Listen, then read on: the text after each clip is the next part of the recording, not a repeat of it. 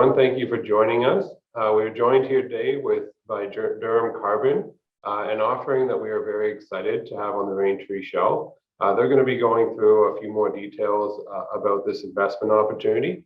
And anybody who's interested in learning more after this presentation or video, please feel free to reach out to your private wealth advisor with Raintree if you have any questions. Ryan, I'll turn it over to you to get started. Thanks a lot, Corey. It's great to be joining you guys today, and great to have the opportunity to speak to such a highly topical, sometimes controversial topic of carbon credits. And Durum Carbon, I think it is very important to get into what we invest in, what is a carbon credit, what is a carbon tax, and that really is the purpose of today's discussion. Is to provide some clarity in a very new, somewhat emerging asset class. So with that, I will just get into, I'll start off as is customary. I'd like to draw your attention to the proprietary and confidentiality and securities law considerations that underline our presentation today. And with that, I just want to start off by giving a quick little introduction to Durum and Durum Carbon in particular.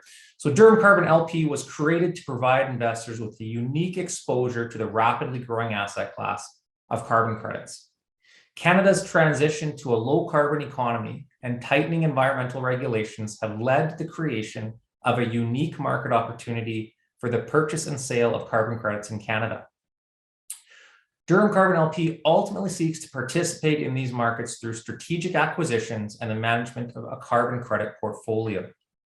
Through active management, Durum Carbon's main investment approach is simple. First, to purchase carbon credits in the Alberta compliance market under a buy and hold strategy. Secondly, to actively monitor the regulatory environment and rebalance the portfolio as regulations evolve. And then lastly, ultimately to profit from Canada's proposed carbon price escalation and the tightening of environmental regulations in the federal and provincial market. Durum Carbon is a 4-year close-ended limited partnership, a timeline that provides investors with exposure to anticipated carbon price escalation up until 2026, where the price of carbon is expected to increase from approximately $50 today to $110, and that being an annual increase of 22%. Carbon credits will be purchased from environmental projects and developers and highly performing industrial facilities, and eventually sold into industrial facilities with a higher relative carbon intensities. About Durum, just switching the page here. So about Durum management, Durum today is a Calgary-based boutique asset manager with over 300 million of assets under administration across a well-diversified portfolio of investments. We strive towards building, rehabilitating, and growing businesses with the ultimate purpose of creating enduring value for generations. With a 20-year track record working in private equity, over 16 years of experience operating in energy and alternatives, and over 1 million invested from management, directors, and affiliates, Durum Carbon is backed by experienced and aligned project team.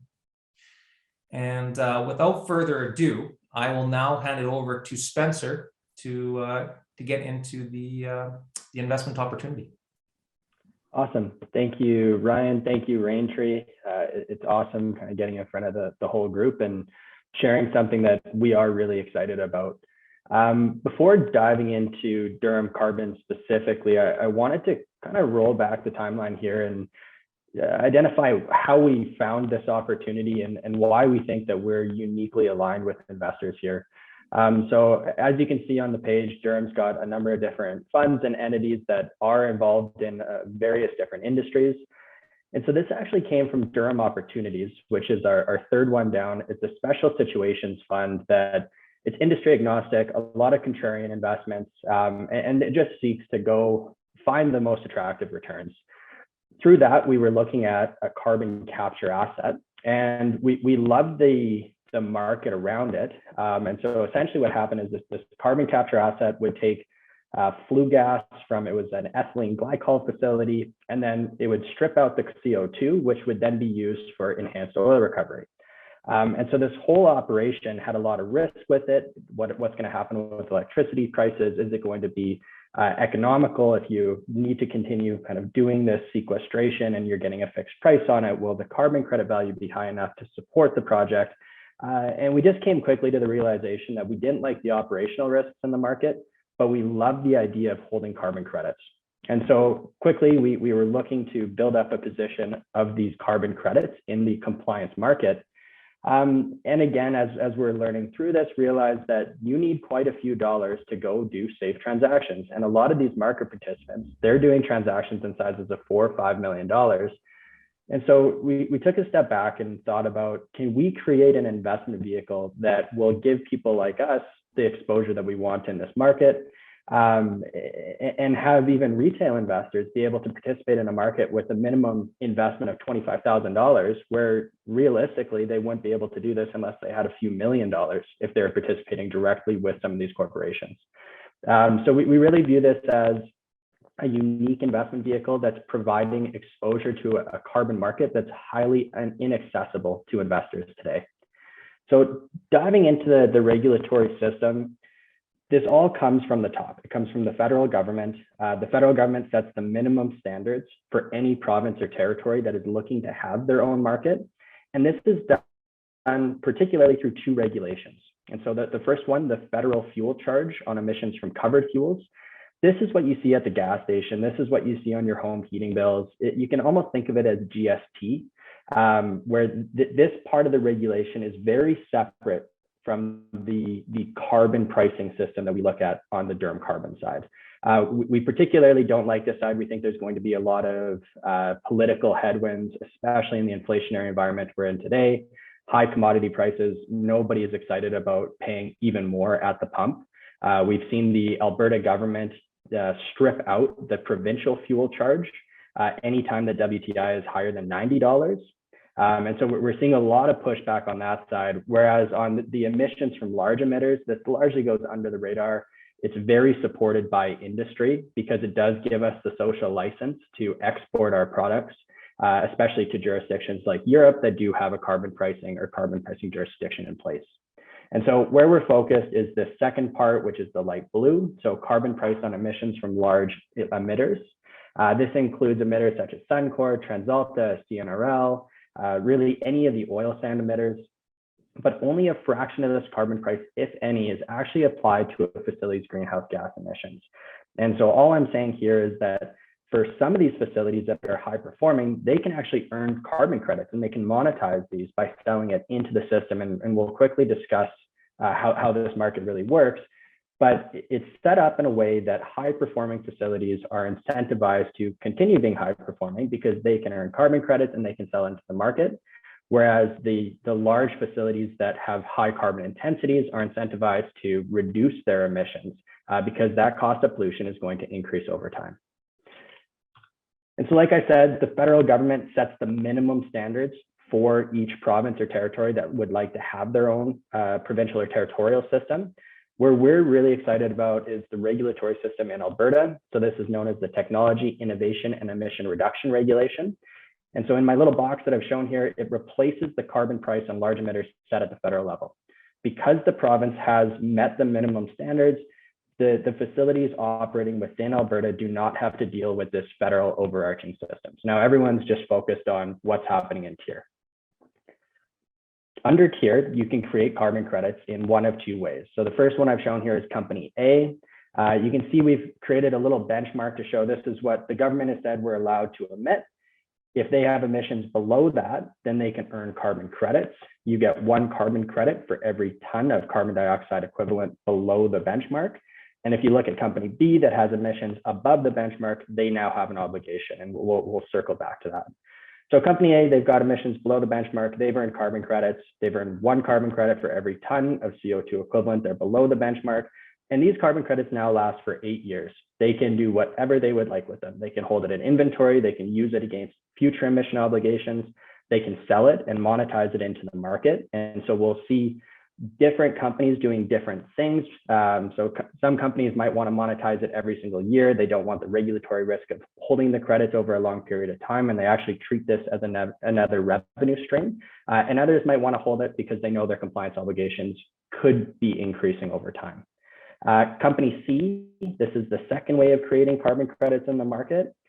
This is environmental projects that it's not a large emitter. This could be wind farms, solar farms, carbon sequestration, that they don't need to have these projects in place, but they are reducing greenhouse gases in our atmosphere, and they should be compensated for doing so. So similarly, any of the carbon credits created from these type of projects, they're called emission offsets. They last for 8 years. They can be sold to industrial facilities like Company B that has an emission obligation, and used for this compliance purpose. And so Company B, they've got this compliance obligation. They can go into the market and satisfy up to 60% of that obligation by purchasing carbon credits. The balance of that has to be paid in the carbon price, which this year is $50. And really the reason for that split is the government wants to ensure that they're taking their pound of flesh, and they are earning tax revenue from this regulatory system. But the great thing for industrial emitters is they can go into the market and typically buy a carbon credit at about a 10% discount to the carbon price. So again, this year's $50 carbon price, we're typically seeing carbon credits trading in the market around $45. So they're always better off to go into the market today, go buy a carbon credit, and use it to at least meet up to 60% of that emission obligation. The key regulatory tailwinds that we are really excited about in this market is we have an increasing carbon price. So the federal government has come out in mid-2021 saying that mid-2022, saying by 2023, there needs to be set in place a carbon price that is increasing from $50 today by $15 every single year until 2030. And so this must be in place by January 1st, 2023, in order for the provincial market to maintain its equivalency status. And all this means is that the provincial market is allowed to operate on its own rather than everything falling under the overarching federal system. And so the key thing to pay attention to here is we've got an increase in carbon price. The second part we're really excited about is the supply and demand gap. And so what the government's looking to do is maintain a price signal for large industrial emitters. And what that price signal is, if you have pollution, the cost of that is either you pay a carbon price or you go into the market and buy a carbon credit. But both have to be sufficiently high enough to incentivize you to decarbonize your operations.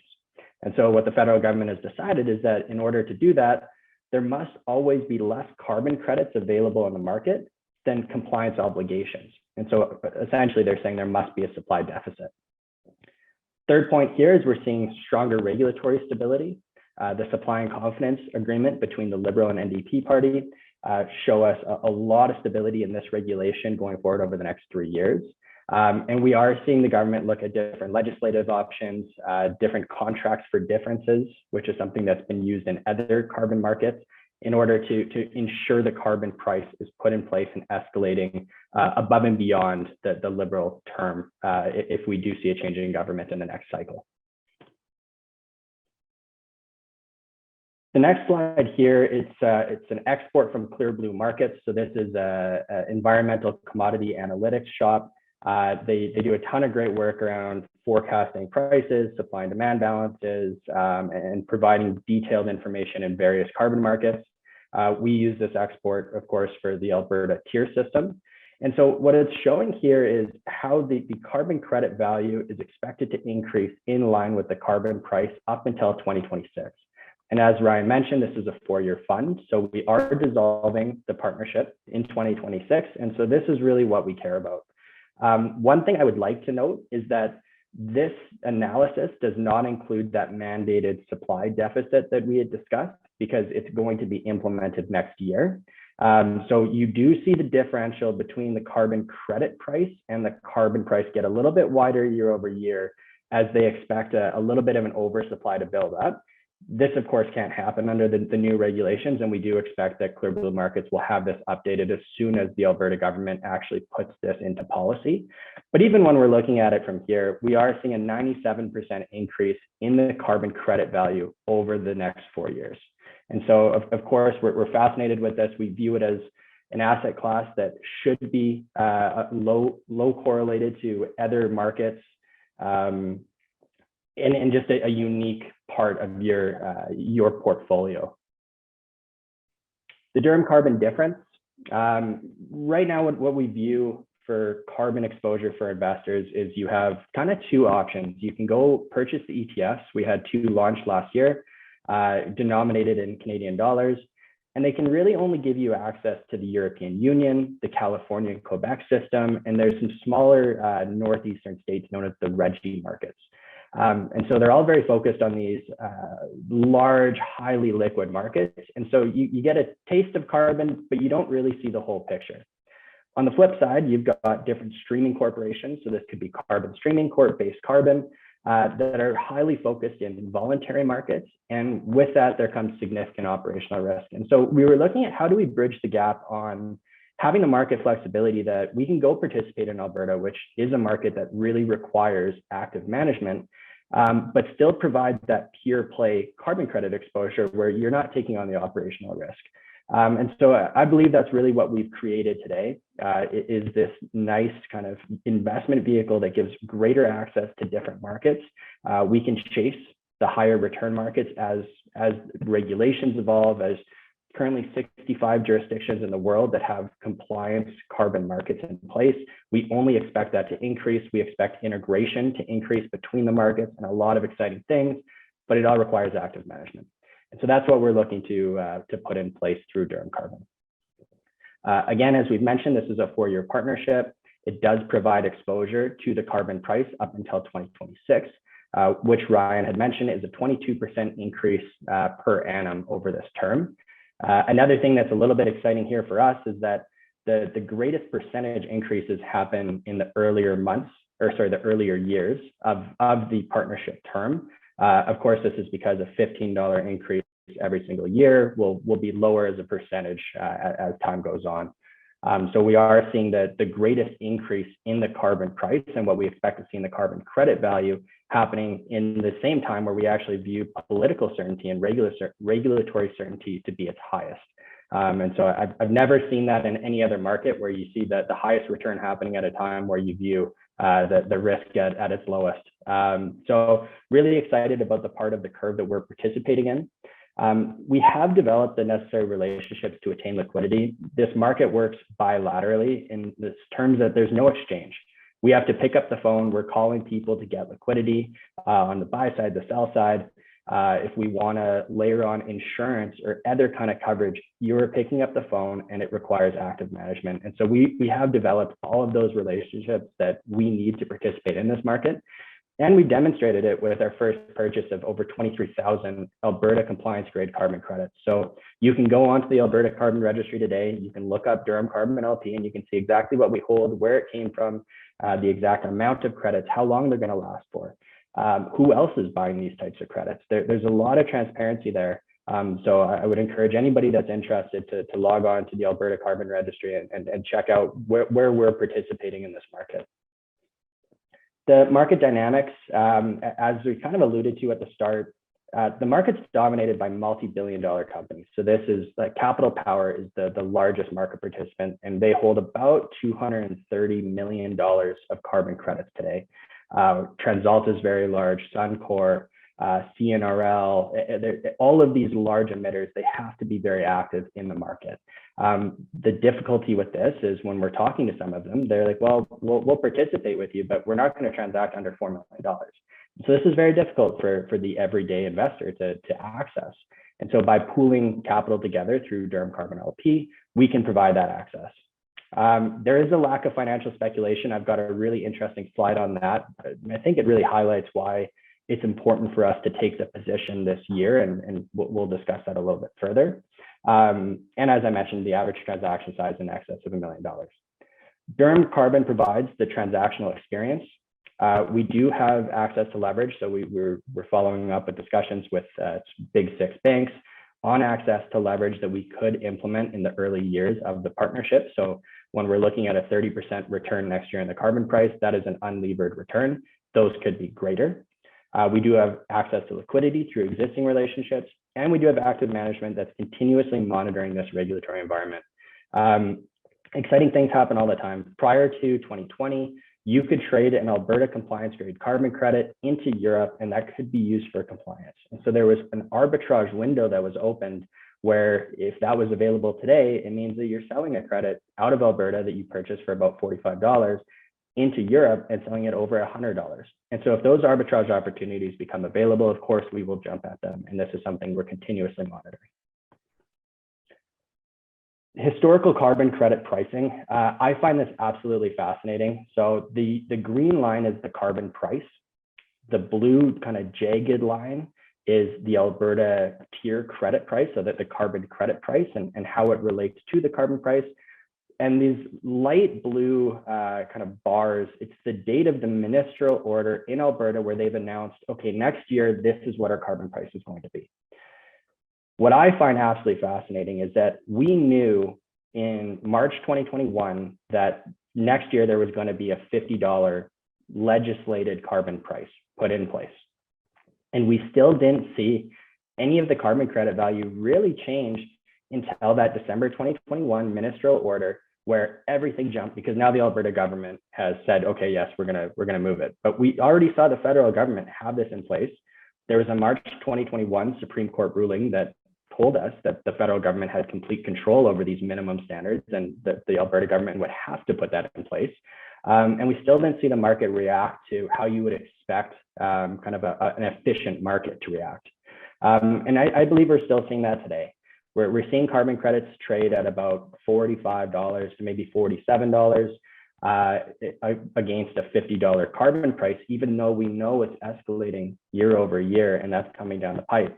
And that these carbon credits last for 8 years. So we're seeing a massive mispricing in what we believe the fair value to be.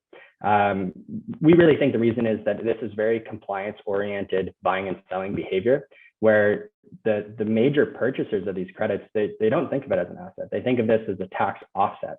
And so they have their compliance checklist. And if they view that they have a compliance obligation, can they go into the market? Can they buy it at a discount to today's carbon price? Check, check. And that's all they need to do. And they'll only buy up to what they believe that compliance obligation is, and then they'll move on to the next year when it comes. And so we view this lack of financial speculation as such an exciting opportunity to get into the market early. We believe the next ministerial order from Alberta will come down the pipe around November, December. That is historically when it's happened. And we believe that we'll see the carbon credit value increase at that point. So our main goal is to take a very large position in the market prior to that announcement. We typically see liquidity start to dry up in Q4 as everyone is waiting for this to happen. So we are working on a timeline that's about 4 or 5 months where we really want to successfully build a position and be ready for when that announcement comes and when we expect the carbon credit value to increase. The term summary, so legal structure, this is a limited partnership. The minimum subscription is $25,000. Because it's a limited partnership, this is only available to accredited investors. The maximum offering is $50 million. Targeted annual returns are equal to 8 to 14%, and this is net of fees and expenses. So this is the actual return back to investors, net of our management fee, any direct expenses included, and performance fees. The return objective is an absolute return with a low correlation to other asset classes. The management fee is a 2% management fee plus direct expenses, and a 30% performance fee over an 8% annual hurdle. Partnership term is 4 years. We do have an option to extend an additional year, and that's really just put in place that we're not backed into a corner where the market knows we need to sell these credits and we get bullied into taking a bad price. So we have no intention of actually extending the additional year. It was just to give us the leeway to ensure that we are getting price effective offtake agreements put in place as we dissolve the partnership. Redemption eligibility. So these units are non-redeemable over the 4-year term. The reason is that this market, just the size of the transactions is too large to redeem a $50,000 redemption. And there's too much illiquidity from time to time to be able to satisfy that. If we had to go, let's say we had $50,000 or $100,000 of redemptions come through, and we needed to go into the market and sell $2 million of credits to actually satisfy that, it's not helping the investors that are staying in. And so we viewed the best approach of this as having it non-redeemable and a closed-end fund.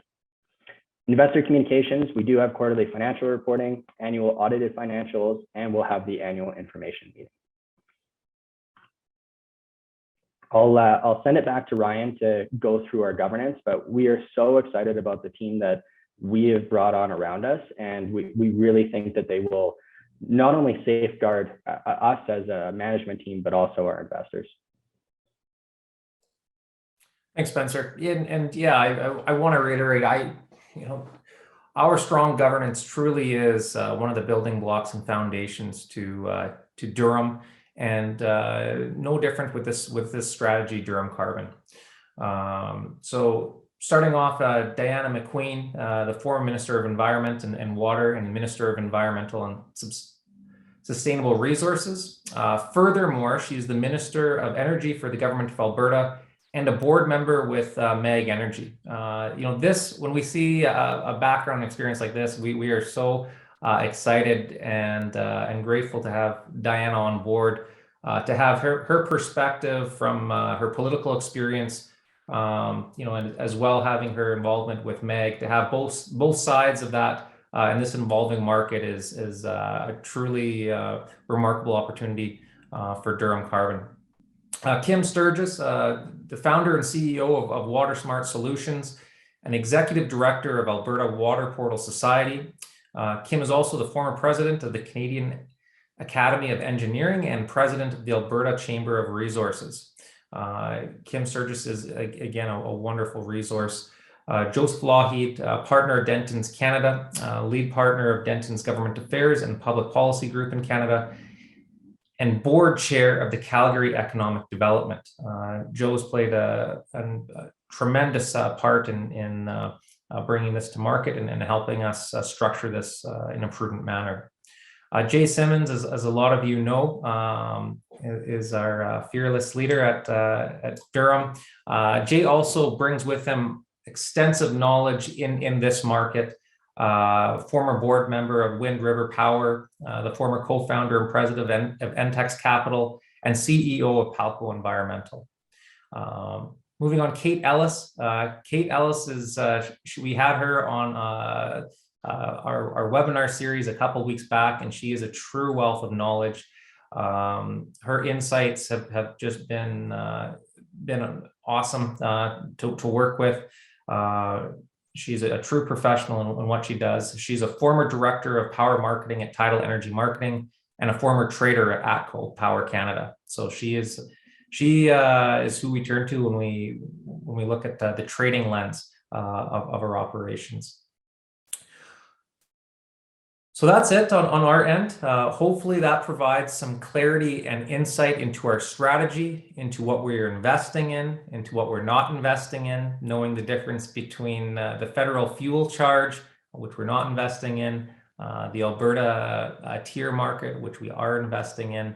And yeah, as always, if you do have any questions, please don't hesitate to reach out to Raintree, to myself, Spencer. We're happy to address any questions or concerns at any time.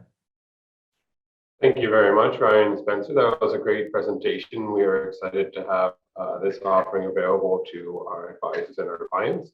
I'll reiterate, if you have any questions, please reach out to your Raintree Private Wealth Advisor, and really appreciate your time today.